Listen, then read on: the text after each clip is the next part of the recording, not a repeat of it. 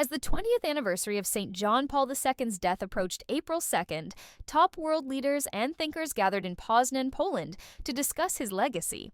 The idea that the Polish Pope was a phenomenon of the era, whose unwavering faith gave humanity greater freedom and genuine spiritual leadership, and still fuels the quest for freedom in the modern world, was a recurring theme in their recollections and interventions. Hanna Suchoka, Polish Prime Minister in early 1990s and Ambassador of Poland to the Holy See in the final years of John Paul's pontificate, said in her remarks that speakers at the conference she and her team organized are the last generation that can point out that papal teaching is not only history, but is rooted in reality. She claimed that John Paul became a sign of hope for all of us, those who lived on a better side of the wall, as well as those who lived under communist rule.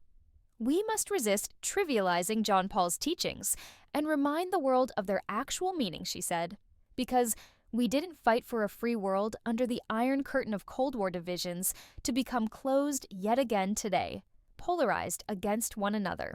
If there are two people that immediately come to mind as iconic Poles to anyone in the world, it's most probably Karol Wojtyła, elected Pope John Paul II, and Lech Walesa, the leader of the first free trade union in a communist country, Solidarity, a movement that led to first free elections in Poland in June 1989 and eventually the fall of communism throughout Eastern Europe, said that the Pope was a believer in the cause of freedom from communism.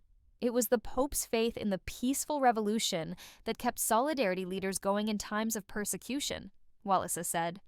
When a Pole was elected Pope, he visited Poland a year later and called for prayer rather than a revolution.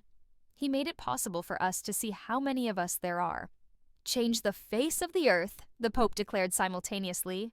At the conference, John Paul II, To Read History, to Form History, held on March 26th at Adam Mickiewicz University in Poznań, Wales, spoke to a crowded auditorium. We stopped being afraid.